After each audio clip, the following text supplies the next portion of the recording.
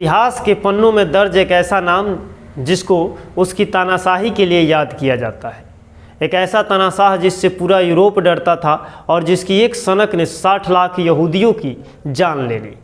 नमस्कार दोस्तों, आज बात एडोल्फ हिटलर की।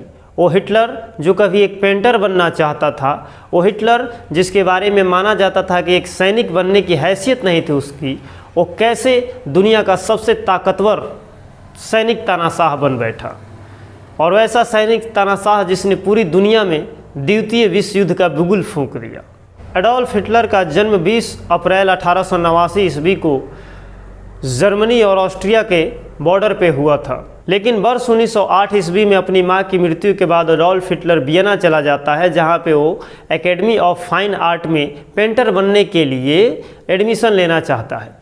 लेकिन यह नामांकन उसे नहीं मिलता है और इस नामांकन के लिए उसे रिजेक्ट कर दिया जाता है। और यहीं से यहूदियों के मन में एक घृणा और एक नफ़रत हिटलर के मन में पनपने लगती है। साल 1913 हिटलर जर्मनी के म्यूनिख पहुंचता है, बावेरिया की सेना में शामिल हो जाता है। वर्ष 1914 पूरे यूरोप में प्रथम विश्व युद्ध का बिगुल बज चुका था और इसमें हिटलर जर्मनी की ओर से मोर्चा संभालता है। इसे तकदीर या किस्मत ही कहिए कि हिटलर 17 बार युद्ध के मैदान से जीवित लौटा था।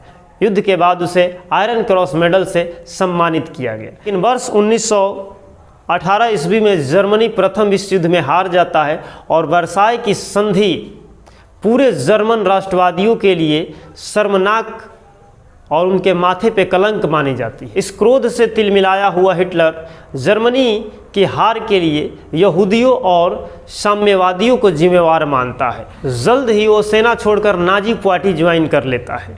नाजी पार्टी को ज्वाइन करते ही अपने चमत्कारी भाषणों और अपने भड़काऊ भाषणों और अपने जोशीला भाषणों से लोगों को एकत्रित करना शुरू कर देता है।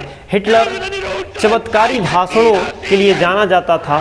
अपने भड़काऊ भाषणों के माध्यम से वो हमेशा जर्मन और जर्मनी के लोगों को सर्वश्रेष्ठ बताता था। अपने चमत्कारी भाषणों की वजह से हिटलर लाखों युवाओं का मार्गदर्शक बन चुका था। हिटलर का राजनीतिक कद बहुत बढ़ चुका था, इसलिए वर्ष 1923 ईस्वी में उसने तख्ता पलट करने की कोशिश की, लेकिन यह कोशिश नाकाम हुई और इस दौरान उसे जेल भी हुई।